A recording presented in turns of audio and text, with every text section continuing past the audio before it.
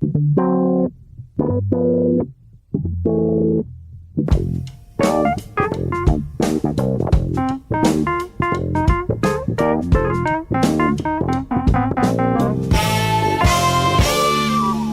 muito bem-vindos a mais um Pop-Up, o vosso campeão radiofónico no jogo da cultura popular. Voltamos a reunir Maria Ramos Silva, Bruno Vera Amaral e Pedro Buxeri Mendes. Aliás, todos em estúdio. Estou muito contente. Espetáculo. Há uma alegria. Olha, sabes o que é que podíamos ter também em estúdio um dia destes? Era uma banda a tocar aqui os separadores. Pensava que ias dizer um barril. Também pode ser. Não, é uma banda mesmo, não é? É para parecer assim um talk show internacional. Vamos tentar tratar disso. Antes, eu tenho só que dizer aqui a minha introdução, que foi feita com preparaste com horas de cuidado. Não podes desperdiçar. Ora, estes nossos amigos, para quem não sabe, são pontas de lança da sabedoria das coisas em geral. Estás a ver? Aqui este trocadilho. Porque vamos falar sobre tudo o que é pop no evento do momento, que, caso não saibam, é o Campeonato da Europa de Futebol. Começou no dia 14, continua durante um mês. Portugal já fez um jogo e, no fim, vamos ver quem é que ganha. Pode parecer que é apenas desporto, está muito longe disso. Aliás, para muitos é o futebol que faz o mundo pular e avançar.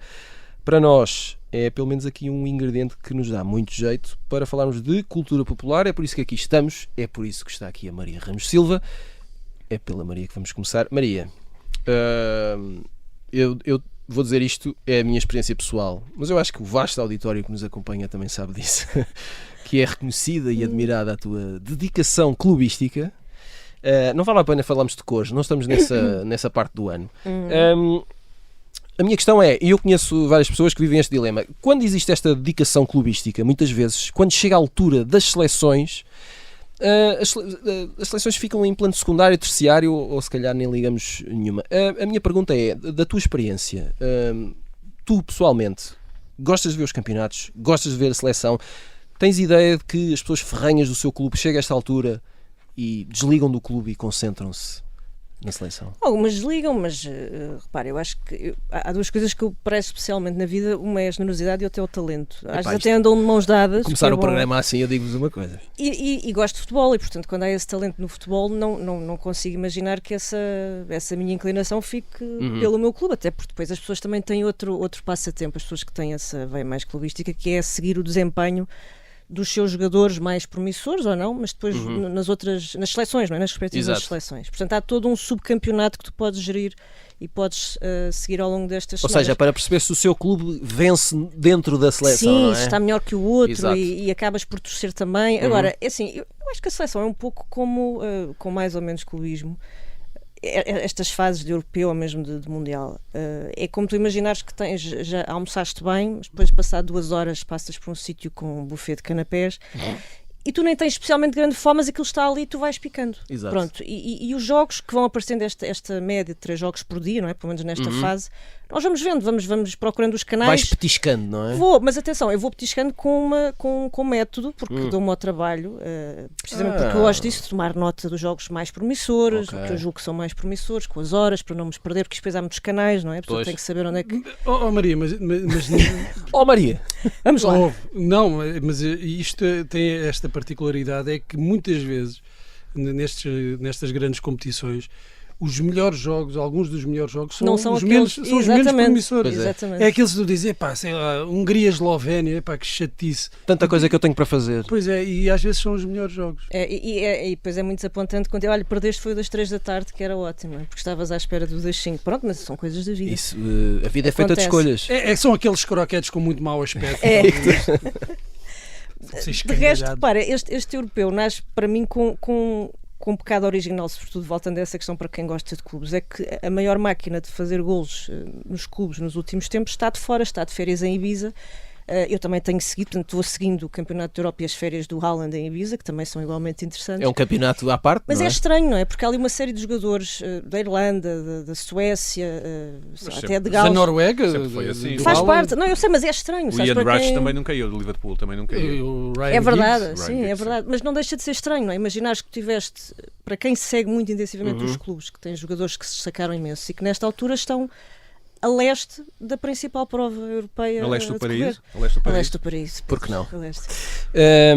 Falar em Paraíso, Pedro Buxeri Mendes, tu que, para quem não sabe, trabalhas nas coisas da televisão, transmitir um jogo, e eu pergunto isto porque os jogos que são transmitidos em sinal aberto em Portugal, os jogos da seleção, não é? Vão rodando os vários canais em sinal aberto, canais generalistas. Sim, tem sido assim. Exato. Transmitir um jogo do Campeonato Europeu é das melhores coisas que pode acontecer a um canal?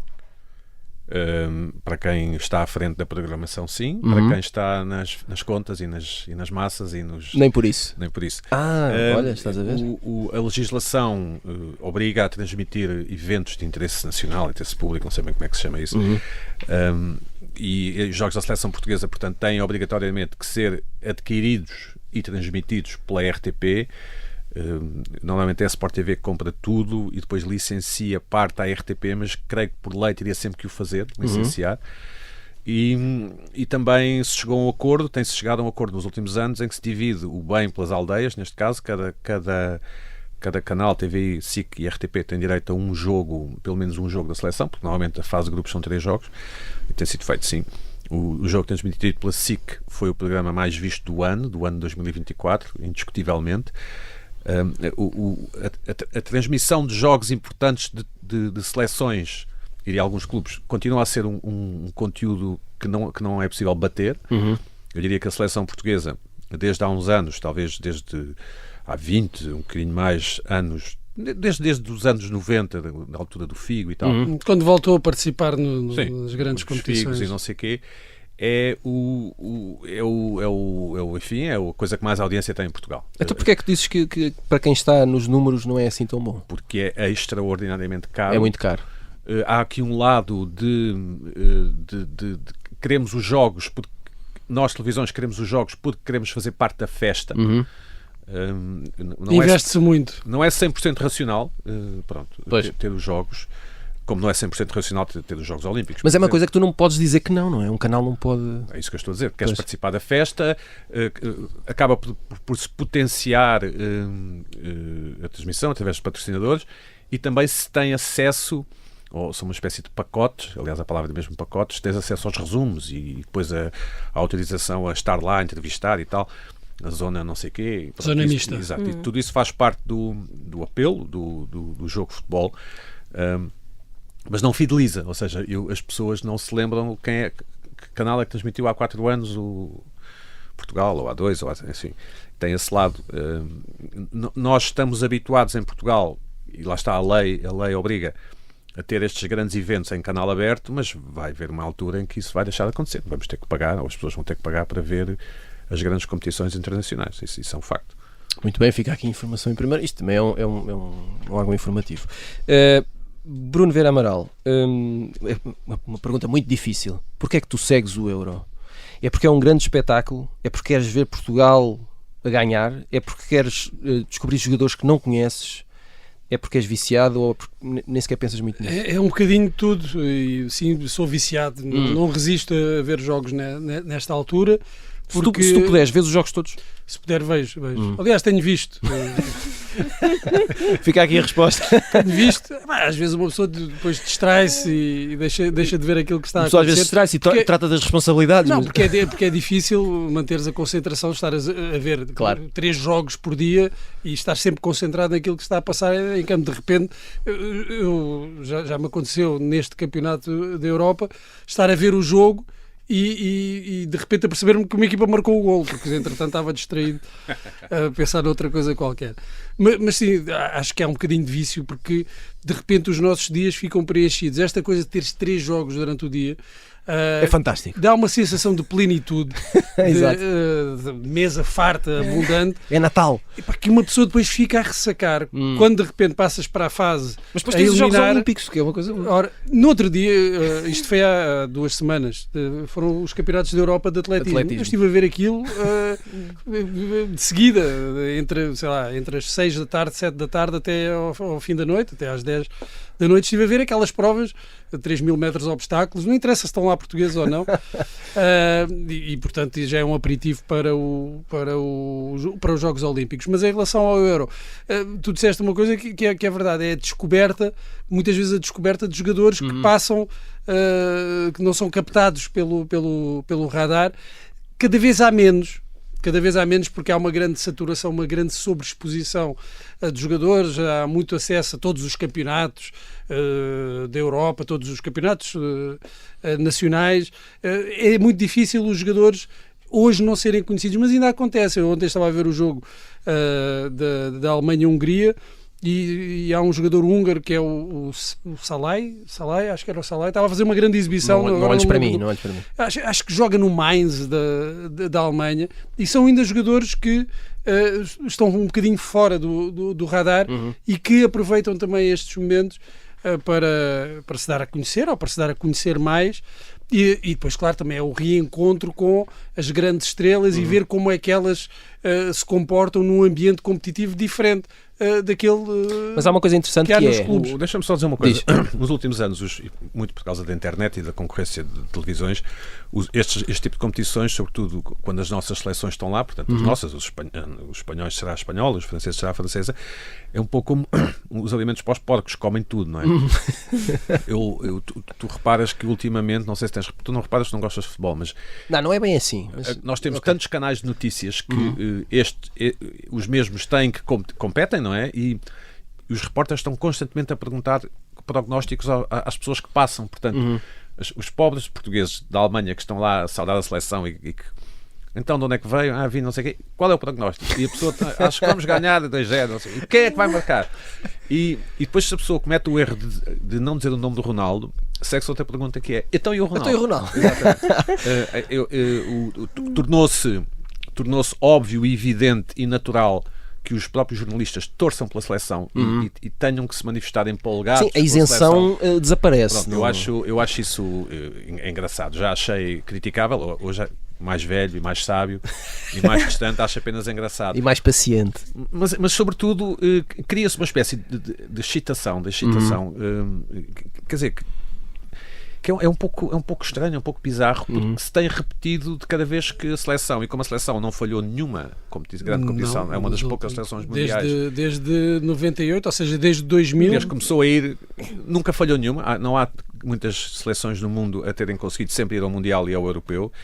Vivemos neste frenesim sistematicamente. Mas eu acho que funcionou, deixa-me dizer que eu acho que funcionou um pouco ao contrário. Eu acho que houve, a começar no Euro 2000, que é de facto um Euro especial, porque é o primeiro europeu desta era da internet, muito sobre-mediatizada. Depois em 2004 isso ainda estava mais assim. Na altura ainda não havia redes sociais, mas já começa a haver, as pessoas já estavam mais habituadas à internet, mas criou-se também uma grande partilha coletiva, que eu não sei se aconteceu, não tenho recordação disso, em 84. Em 96 sei que não aconteceu. Não aconteceu nem por isso. Mas em 2000 eu lembro perfeitamente que houve assim uma espécie de febre coletiva das pessoas assistirem aos jogos na rua.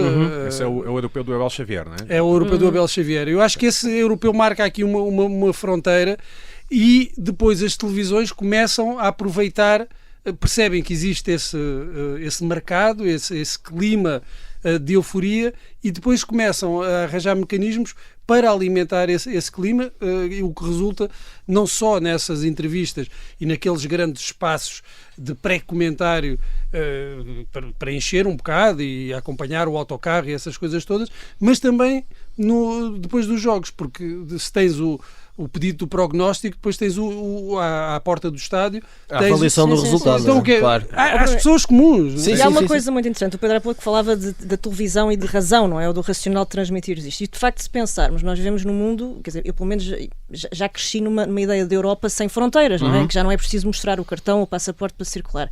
E esta experiência da seleção, nomeadamente no futebol, é quase um último reduto da irracionalidade, não é? Porque nós torcemos por tipos que são portugueses, que têm nacionalidade portuguesa, achamos estranho, por exemplo, alguém comentava com graça, quer dizer, isto é um europeu em que há 5 selecionadores italianos e só um é que vai cantar o hino do seu país, porque todos os outros estão a treinar outras seleções.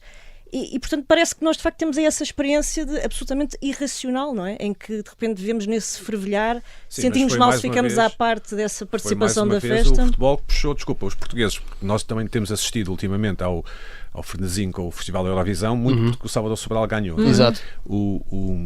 Eu lembro-me bem do Europeu de 84, que nós conseguimos apurar com um golo ilegal, não é? Porque foi em 83, ganhámos à Rússia 1-0. Foi o Chalana que caiu um bocadinho antes da grande e é engraçado como os portugueses se esquecem sempre de mencionar quando foram beneficiados e depois falam do Abel Xavier, que aquilo era mão ou não era mão, e aí fomos prejudicados, e então é de falar do assunto a vida inteira. Mas o que se dizia, e isso eu lembro-me que sou desse tempo, era que os portugueses nunca tinham hipótese, porque eram pequeninos, e os outros eram pequeninos grandes. Em todos os sentidos. Sim, e os outros eram grandes e físicos, como se fosse batota, os outros povos. Como se o Maradona fosse alto. Não, o Maradona não é europeu, mas como se as equipas de leste, fossem grandes e loiras, não é?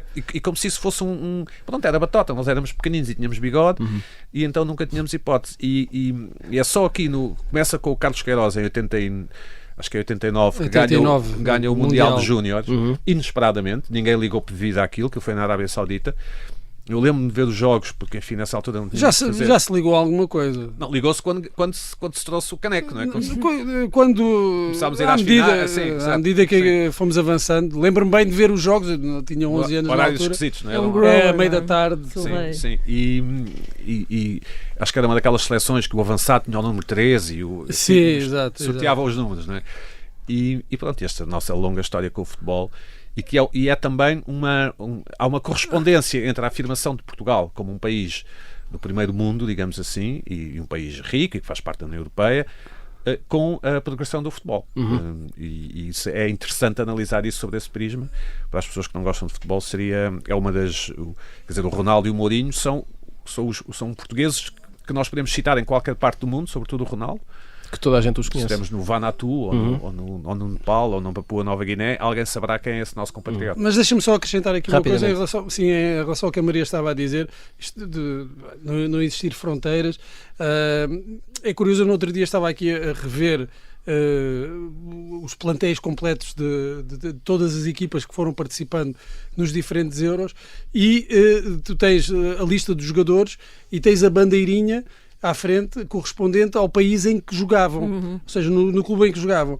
E nos anos 80, mesmo nos anos 90, os jogadores espanhóis jogavam em Espanha, ainda muitos jogam, os jogadores italianos jogavam na Alemanha, um ou outro jogava no outro país, os jogadores portugueses jogavam quase todos em Portugal, e agora, se tu olhas para essa composição, é ali uma miscelânea de bandeiras, porque, e é isso que eu estava a dizer no início, é muito difícil o jogador, tu hoje não conheceres a maior parte dos jogadores, porque eles circulam, jogam nos grandes campeonatos. Perdeu-se um pouco esta ideia de futebol nacional, ou seja, um futebol com características, a seleção nacional representar uma determinada forma de jogar futebol, e talvez por isso seja ainda mais exacerbado o sentimento do adepto de reforçar esse sentimento de pertença, sentimento de pertença a um país, visto que o futebol, o estilo acaba por ser um pouco universal, quase. Já não há o típico futebol inglês, ou o escocês, ou o português, ou o espanhol, aquela coisa da fúria.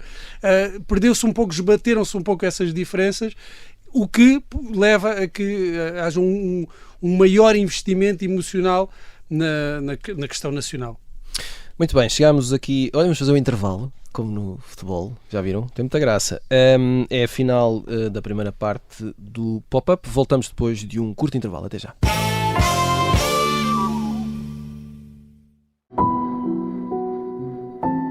Esta é uma história de intrigas, segredos e traições. É uma história de agentes secretos e de um agente secreto em particular. Vladimir Vladimirovich Putin. Esta é a história escondida de como Vladimir Putin montou uma teia de poder e guerra que começou no KGB e acabou na Ucrânia.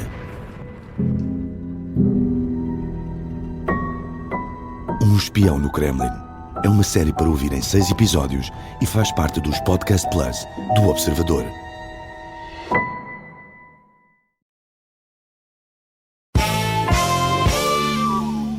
Estamos de regresso ao Pop-Up com Maria Ramos Silva, Bruno Vera Amaral e Pedro Buxeri Mendes. Esta semana estamos em campo. Desculpem, para ver tudo o que é pop no Campeonato da Europa de Futebol. O futebol é extraordinário porque dá para imensos trocadilhos, não é? Normalmente todos péssimos, mas dá. E depois é uma questão de se queremos usá-los ou não. Pá, olha, acabaste por falhar uma oportunidade à boca da baliza. É o que eu posso por dizer. exemplo, ainda não lançámos as sugestões da semana, vamos tratar disso, que é um serviço público. Maria Ramos Silva, tu queres falar-nos de um livro, chama-se Dublin a Sul. Sim, sair um bocadinho da Europa, na verdade, porque este Dublin a Sul reporta-se a Buenos Aires do Isidoro Blasen, que é um escritor argentino que morreu há 20 anos. E é um conjunto de contos, ou short stories, se quiseres, com tradução do Miguel Filipe Mochila, uma edição da Maldoror, sobre suicidas e outros desesperados, e sobretudo seguindo uma ideia muito, muito cara à autora, que eu acho que é muito interessante e explorada nestas histórias, é de que a realidade nunca é única e unívoca, mas sim há a nossa realidade e depois há aquela que corre sempre em paralelo, que é dos outros. E pronto, olha, leiam. É o isso, melhor que meus têm amigos, é a melhor recomendação. Pedro Buxeri Mendes, tu queres falar-nos da nova temporada da série Hacks? Sim, Hacks vai na 3ª temporada com Jean Smart e Hannah Einbinder, portanto 2 mulheres, uma velha e uma nova, ou uma mais velha e uma mais nova, 2 comediantes. É talvez a mais bem concebida, típica comédia americana dos últimos anos. Eu aconselho vivamente. É sobre uma humorista supostamente ultrapassada que consegue dar a volta com a ajuda de uma humorista contemporânea, com a vantagem de recentemente ter sido colocado na Max, portanto, a antiga HBO, que agora se chama Max, também o espetáculo de stand-up comedy da mais nova, neste caso de Hannah Einbinder, que se chama Everything Must Go. Portanto, podem ver. Só um conselho, não vejam em binge-watching, vejam alguns episódios e depois façam uma pausa. Muito bem. Para não saturar. Sim, senhor. Conselhos de saúde. Hacks. Bruno Vera Amaral, tu também, tu viste, eu não sei se viste, vou dizer que Vi. a série Eric na Netflix, não é? Vi e não gostei muito. Pronto. Não gostei muito, confesso, mas vi os 6 episódios. É uma série com o Benedict Cumberbatch. É aqui a história de um tipo que é um bonequeiro, é uma espécie de... boa palavra. É um bonequeiro. Boa palavra. Um bonequeiro. Que é uma espécie e é uma de palavra Jim que não é Henson. fácil. Não atenção. é fácil dizer em rádio, então é quase impossível. Mas é um bonequeiro. Mais ou menos inspirado no Jim Henson. E eu, para a semana, até posso trazer o documentário sobre o Jim Henson que está na Disney, é muito bom. E tem aqui uma boa ideia. No centro, o filho dele desaparece deste bonequeiro, e depois ele vai à procura do filho e tem mais ou menos uma ajuda de um boneco. Portanto, isto mete bruxaria.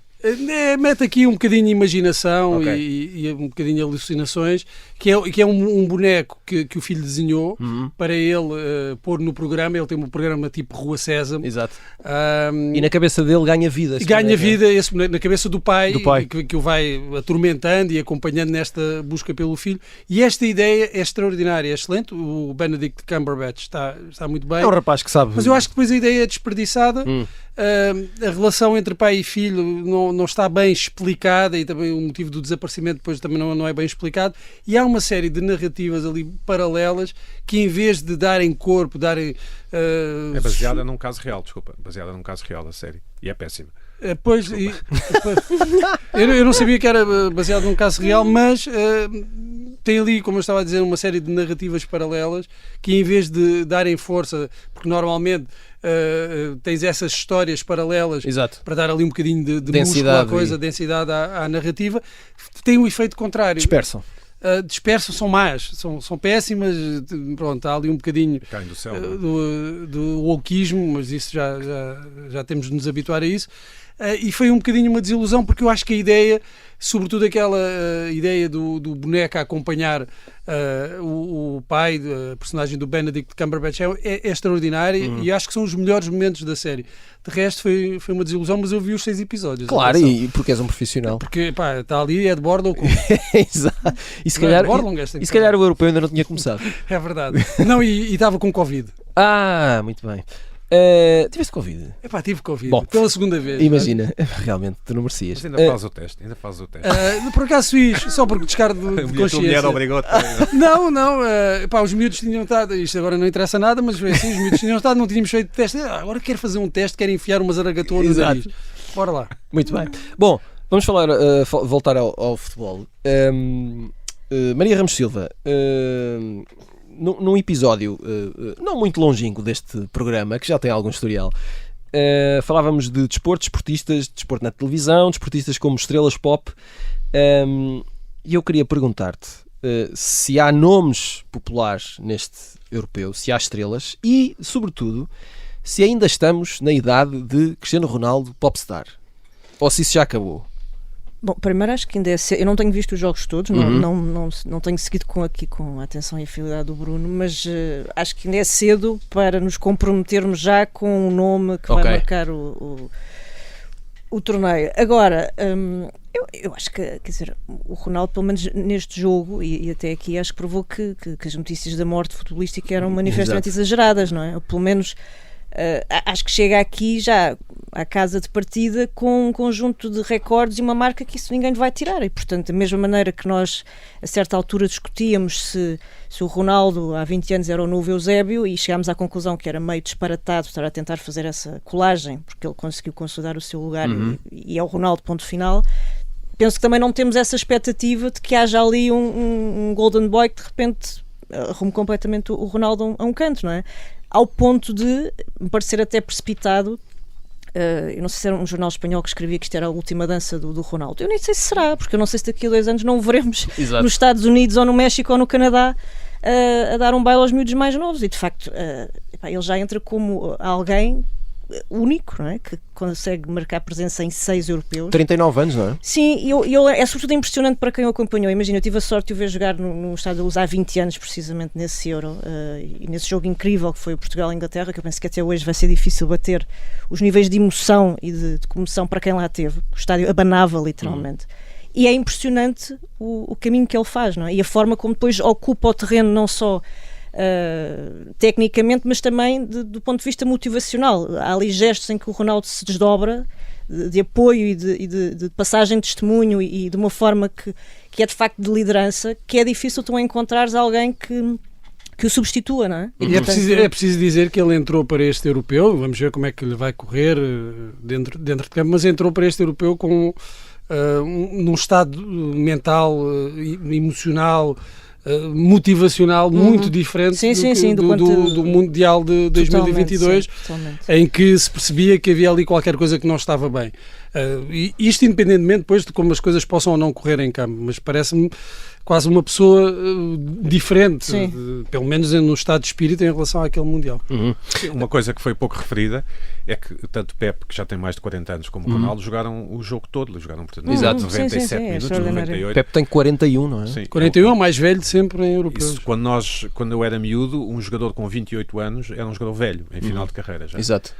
Tu aqui não notas isso, não é? Aliás, só para dar aqui um detalhe, é muito interessante, eu penso que o Bruno Rosário escreve isso num artigo para este jornal, que é, se olhares para trás destes 20 anos, há mudanças absolutamente estrondosas até do ponto de vista da tecnologia. A bola, a roteira era uma simples bola que eu tenho esvaziada lá em casa, agora é uma bola que consegue registrar a 500 dados por segundo, é uma coisa impressionante. E em várias modalidades desportivas, outras que não o futebol, tu foste assistindo a uma certa sucessão, à emergência de outros nomes que já conseguem de facto chegar e arrumar de alguma forma com esses fantasmas que vêm de trás. E tu no futebol ainda não tens isso. O Ronaldo continua a ser Ronaldo e estar... Mas isso é porque o jogo é mais associativo, como agora se diz, não é? A guardiolização. Sim, mas repara, mas não o vês como sei lá, como não é uma figura acabada que anda por ali a arrastar-se quando já podia estar sentado no sofá. Quer dizer, ainda é um bocadinho já como irmos ver um concerto dos Simple Minds.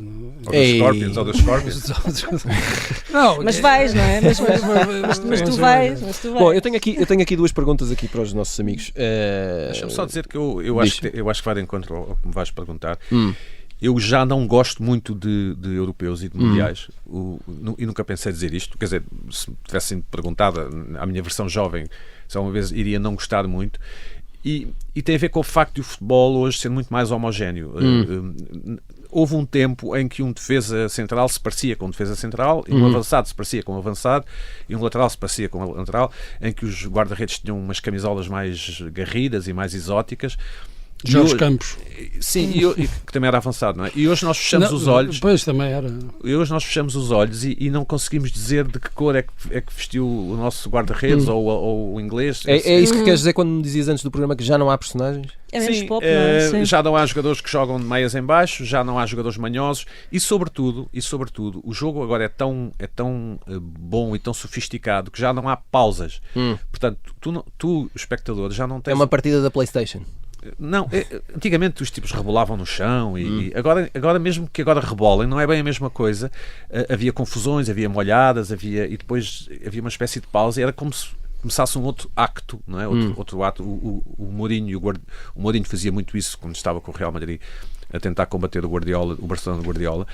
E isso perdeu-se. Mesmo os equipamentos, é uma grande desilusão para mim, parecem ter sido feitos todos na mesma fábrica ali em não sei onde, e os jogadores são todos musculados, são todos hábeis, aguentam todos os 90 minutos, correm que nem uns doidos, desculpa a expressão, e isso retira algum lado cénico que o futebol sempre teve, e que são essas partes que nós recordamos hoje em dia, acho eu.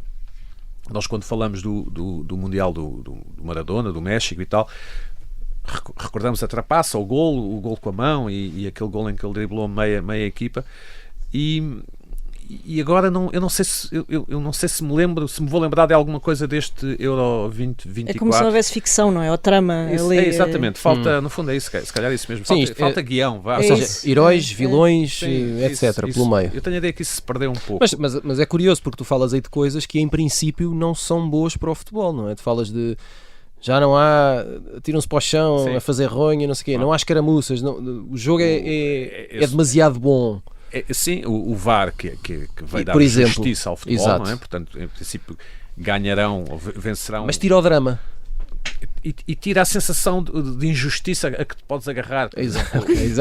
Se houvesse VAR no 1983, Portugal nunca teria ido ao europeu. Não é? Como é que seria um mundo em que Portugal não tivesse ido? Mas é um pouco isso. Não, imagina, há bocado falávamos do Maradona e o Buxeri lembrava-me bem que o Maradona não é europeu, para o caso de eu estar perdido.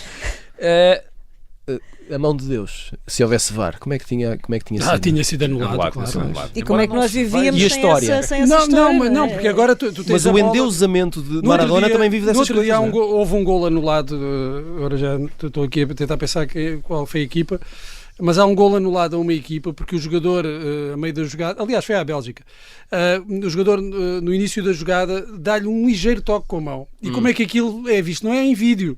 É o sensor que a bola tem. Olha, imagina. Que detecta o toque da bola na mão. E aquilo aparece lá um gráfico, de repente aquilo tem ali um pico, a dizer que a bola de facto tocou na mão e é o sensor. Nem é uma questão de estarem a analisar o vídeo.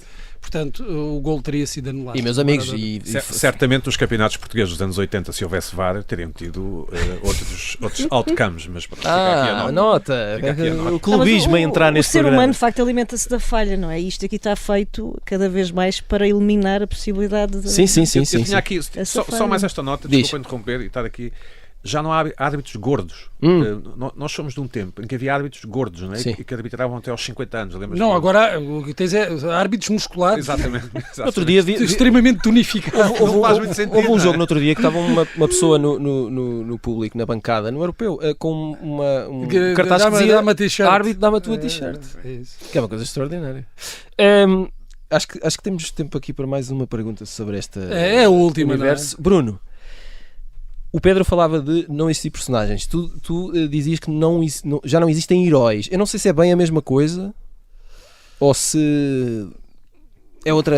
Estás a falar de outra coisa, uma coisa diferente. Há aquilo que eu dizia na primeira parte, há uma sobreexposição mediática que retira depois um valor aos jogadores quando aparecem nestas competições, ou seja, já os vimos tantas vezes, em tantas ocasiões, na Liga dos Campeões, que é a competição mais importante de clubes e do ponto de vista futebolístico até melhor do que europeus e mundiais, que se criou um certo cansaço. Por isso é que tu ainda olhas para o Cristiano Ronaldo como a grande figura, ou das maiores figuras deste campeonato europeu. Depois há alguma dificuldade em encontrar outras figuras. Tens um Jude Bellingham, tens um Kylian Mbappé, mas depois disso, pensas na seleção espanhola, não tens aquela figura que se destaca. Bem, isso também tem a ver com as características do próprio futebol espanhol, que, por exemplo, acho que teve uma vez um jogador a ganhar a Bola de Ouro, individualmente teve bons jogadores, mas não teve assim uma super mega estrela como existiram outras e ainda existem outras, mas depois é difícil encontrar esses jogadores que não é só ao nível da qualidade futebolística, é da personalidade, que se destaquem, que se imponham. E isso há cada vez menos. Não sei se são as circunstâncias do próprio... Mas isso também tem a ver com aquela tal uniformização. Tem a ver com essa uniformização. Já nem há cortes de cabelo assim, pois não. São todos iguais. É tudo muito neutro. Eu reparei, por exemplo, na equipa portuguesa, os mais fora são o Rafael Leão e o Vitinha, que tem um cavanhaque e o cabelo desgrenhado. O Bruno Fernandes está doido para ser essa figura, está à espera que o Ronaldo se retire, não é? Sim. E há jogadores que têm personalidades peculiares, continuam a existir, mas há também assim um certo nivelamento em que são todos mais ou menos parecidos. Parece que não há uma figura individual que se imponha, ou é mais difícil surgirem essas figuras individuais que se imponham ao resto do grupo. E depois eu sei que já temos pouco tempo para falar disso, mas eu queria falar só esta questão das equipas odiadas. Não, nós ainda vamos lá. Ainda vamos lá. Ainda vamos lá. Vamos agora entrar na reta final em direção à grande área. Desculpem. Maria, rapidamente, os treinadores. Querias dizer, era em direção ao tempo de compensação. Isso. E não temos direito a prolongamento. Espera aí. Os treinadores podem ser estrelas pop? Podem, mas penso que ainda estamos num campeonato mais abaixo, não é? Depois dos jogadores, porque também a relação que se estabelece com as seleções.